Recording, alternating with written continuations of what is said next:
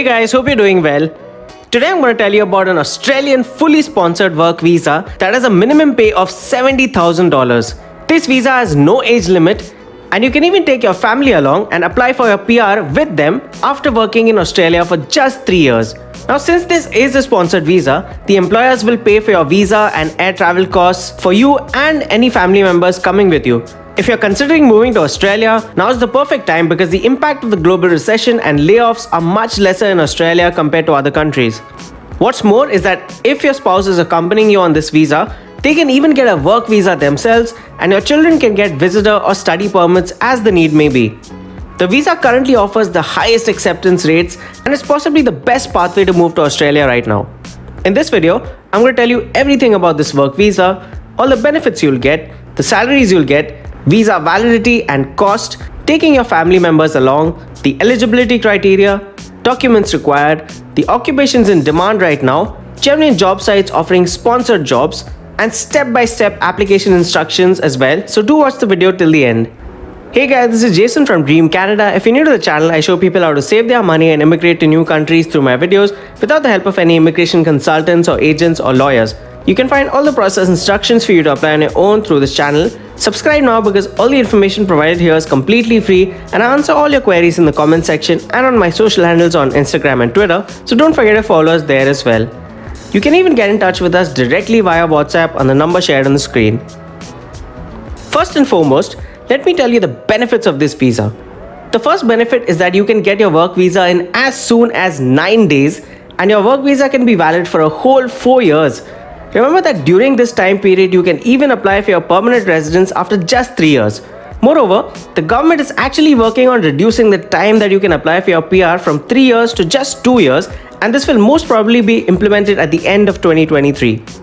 The minimum salary you will be paid is 70,000 Australian dollars. You can be paid higher based on your experience and skills, but you won't be paid anything lesser than $70,000. Next, you're free to travel out of Australia and back in as many times as you wish. There are no entry or exit restrictions to this visa. You can even travel with your spouse and children when you're on this visa. There's absolutely no age limit and you can even study in Australia while you're on this work visa. Now to cover a few more details about your salary. Do remember that the salary offered to you by Australian employers will be at par with Australian citizens or permanent residents. Employers are not allowed to pay you a lesser wage just because you're a foreign national. The minimum salary that you'll absolutely receive for sure is at least $70,000. You can be paid higher than that, but not lower. Software developers, for instance, are paid a minimum wage of more than $131,000, which is an amazing pay scale. Moreover, this visa is a sponsored visa, so your Australian employer will be paying for your visa cost and your family's visa cost, along with flight ticket costs and any other costs that are incurred during your move to Australia for you and your family members. This is because there's a huge requirement for skilled talent in Australia at the moment, and employers in Australia are much more willing to sponsor overseas candidates to meet this labor requirement. Now, which work visa are we talking about? The Australian immigration system has more than 70 programs which are called subclasses. These are divided into various visas like work, visitor, and other temporary and permanent visa programs. The subclass which I'm going to tell you about, of which I told you so many benefits, is Subclass 482.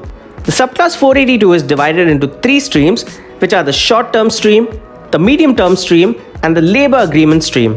In this video, I'm going to explain about the short-term stream and the medium-term stream, as these are the 2 streams which will apply to most of you. Now coming to the differences between the two, as the name suggests, the main difference is in the visa validity of these streams. The short-term visa validity is 2 years, but you have the flexibility to extend it to 4 years. The medium-term stream directly offers a visa validity of 4 years. Coming to the cost, the short-term visa costs $1,455 for the primary applicant, the same cost for a spouse or common law partner, and $365 for every child below 18 years of age.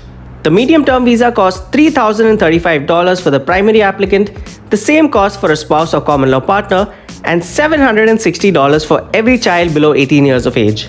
With regards to processing time, the short-term visa is processed in as soon as 9 days with a maximum processing time of 59 days, and the medium-term visa is also processed in as soon as 9 days but with a maximum processing time of 90 days. Do note that if you apply with your family, all of you will receive your visas at the same time. Now let's talk about the eligibility criteria for the Subclass 482 visa.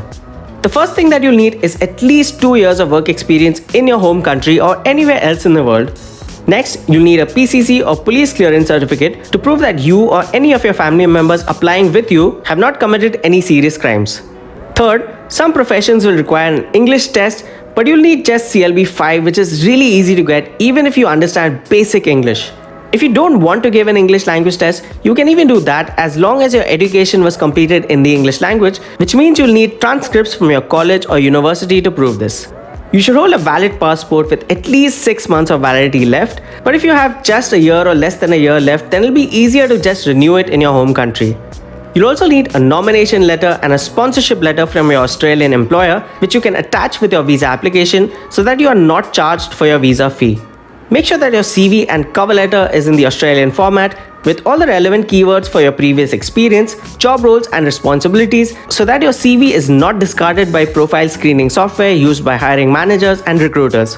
If you don't know how to edit your CV and cover letter in the Australian format, you can get in touch with us via email to get your personalized CV and cover letter, which will of course be a paid service. Now coming to the occupations in demand, which are a lot, so no matter what field you're working in, I'm sure you'll find a job easily in Australia. In fact, just the short-term stream by itself has more than 215 occupations in demand, and the medium-term stream has more than 295 occupations in demand. Now let me tell you where you can find these lists. If you just simply type in Subclass 482 visa for Australia in Google, the very first link here from the official Home Affairs website will take you to the right page. This is the official page for the temporary skill shortage visa for Subclass 482. So if you scroll below, you'll see all the details for both the short term as well as the medium term streams. So if you want to check the occupations list, for instance, just click on details here, where you'll now see the complete details of this visa, including your stay period in Australia, the cost, processing time, what you can do under this visa, and your requirements under you must.